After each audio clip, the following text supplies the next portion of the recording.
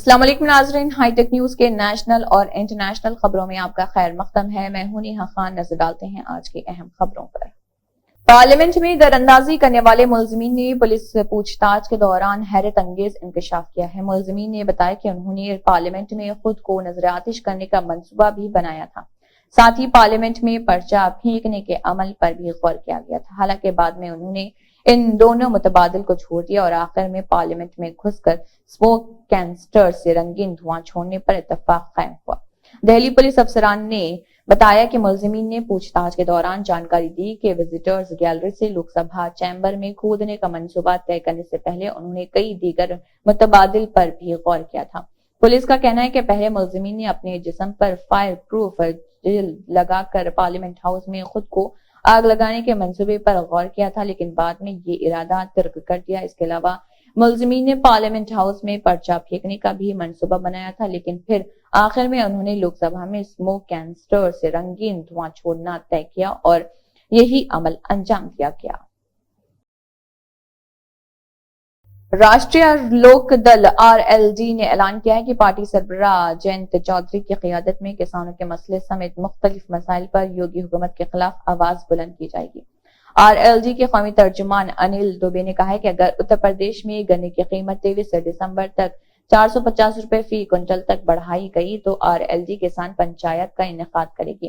وہیں 26 دسمبر کو RLD کے قومی صدر چودھری جینت سنگھ کی قیادت میں اسمبلی کا گھیراؤ اور مظاہرہ کیا جائے گا۔ خیال رہے کہ RLD کے قومی ترجمان انل دوبے گونڈا کے دورے پر گئے تھے اور جہاں انجہانی چودھری چرن سنگھ کے مجسمے پر پھول چڑھانے کے بعد انہوں نے اپنے کارکنوں کے ساتھ میٹنگ کی اور 2024 کی حکمت عملی پر تبادلہ خیال کیا۔ دہلی پولیس کی خصوصی سیل پارلیمنٹ کی حفاظت کی خلاف ورزی کے معاملے میں تفتیش کے لیے گرفتار ملزم کو جائے وقوع پر لے کر جائے گی اور تحقیقات سے جڑے ایک ذرائع نے یہ اطلاع دی ہے۔ ان کا کہنا تھا کہ ملزمان کو وہاں لے جا کر سین کو ریکریٹ کیا جائے گا۔ ذرائع کا کہنا ہے کہ ملزم کو پارلیمنٹ میں جرم کے دوہراؤ گزرنا پڑے گا، جس سے پولیس کو مجرم کی عمارت میں کلر سپرے کے ساتھ داخل ہونے اور اس کے منصوبے پر عمل درآمد کو سمجھنے میں آسانی ہوگی۔ اطلاعات کے مطابق اسپیشل سیل ملزمان کے ساتھ جائے گی اور عمارت کے اندر ہونے والے واقعے کو احتیاط سے ریکریٹ کرنے کے لیے پارلیمنٹ کمپلیکس کے داخلی دروازے سے ان کی رہنمائی کرے گا۔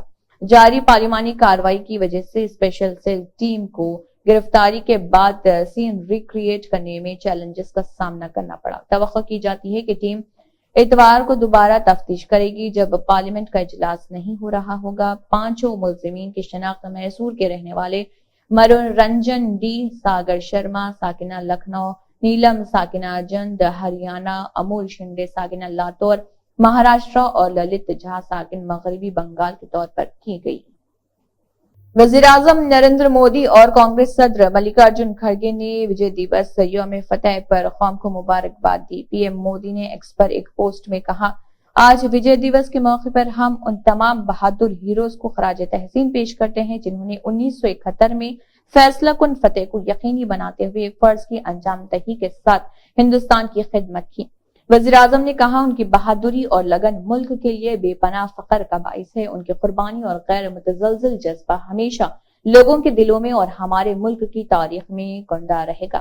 ہندوستان ان کی ہمت کو سلام کرتا ہے اور ان ناقابل تسخیر عہد مندی کو یاد کرتا ہے۔ در اثنا کانگریس صدر ملکارجن کھڑگے نے بھی قوم کو نیک خواہشات کا اظہار کیا اور ایک ایکس پر پوسٹ میں کہا، 1971 میں آج ہی کے دن دنیا کا جغرافیہ تبدیل ہو گیا تھا جب ہمارے بہادر ہندوستانی مسلح افواج نے پاکستان کو ہرایا اور بنگلہ دیش کو آزاد کرایا۔ اندرا گاندھی کی فعال اور فیصلہ کن قیادت کے تحت انسانیت کے لیے ایک اہم موقع تھا۔ 7 مہینے قبل منی پور کے ذات پات کے تشدد میں مارے گئے 23 کوکیزو قبائلیوں کی آخری رسومات ادا کر دی گئی ہے۔ کنگ پوکپی ضلع میں منعقدہ اجتماعی تدفین کی تقریب میں ان کے رشتہ داروں سمیت ہزاروں مرد و خواتین نے شرکت کی۔ 23 جاں بحق ہونے والوں میں 7 سالہ لڑکے تونسنگ ہینگنگ شنگ اور اس کی والدہ شامل ہیں، جنہیں کنگ پوکپی ڈسٹرکٹ ہیڈ کوارٹر سے تقریباً 20 کلومیٹر دور فیجونگ گاؤں میں واقع قبرستان میں دفن کیا گیا۔ اجتماعی تدفین کی تقریب کنگ پوکپی میں صدر ہلز کی ایک اعلیٰ ترین کوکی سول سوسائٹی تنظیم کمیٹی آف ٹرائبل یونٹی کی طرف سے منعقد کی گئی تھی، جس کا عنوان تھا آپ ہمارے کل کے لیے اپنا آج قربان کریں۔ کوکی زوگ کمیونٹی کے کل 60 افراد کی لاشوں کو انڈین ایئر فورس کے ہیلی کاپٹروں کے ذریعے امپھال سے چورا چندر پور اور کانگ پوکپی اضلاع کے لیے لے جایا گیا۔ سعودی عرب کے وزیر خارجہ نے کہا ہے کہ فلسطینی اتھارٹی غزہ کی پٹی پر حکومت کرنے کی صلاحیت رکھتی ہے۔ انہوں نے مزید کہا ہے کہ غزہ پر حکمرانی کی کسی بھی بات چیت سے پہلے جنگ بندی ہونی چاہیے۔ شہزادہ فیصل بن فرحان نے اوسلو میں ایک پریس کانفرنس سے خطاب کرتے ہوئے کہا ہے کہ اب اس تشدد اور جارحیت کے سلسلے سے باہر نکلنا ہوگا اور فلسطینی ریاست کا قیام عمل میں لایا جائے۔ ان کا کہنا تھا کہ فلسطینی ریاست کے قیام کی صورت میں فلسطینی اتھارٹی کی جانب سے ذمہ داریاں سنبھالنے کی صلاحیت پر پورا یقین ہے۔ شہزادہ فیصل نے یہ بھی کہا کہ انہیں امید ہے کہ اقوام متحدہ کی سلامتی کونسل میں غزہ میں جنگ بندی کا مطالبہ کرنے والی نئی قرارداد کو مزید حمایت ملے گی۔ ان کا کہنا تھا کہ خاص طور پر امریکہ کی طرف سے، جس نے پہلے اس قرارداد کو ویٹو کر دیا تھا۔ اسی کے ساتھ ہائی ٹیک نیوز کے نیشنل اور انٹرنیشنل خبریں اختتام کو پہنچتے ہیں۔ اللہ حافظ۔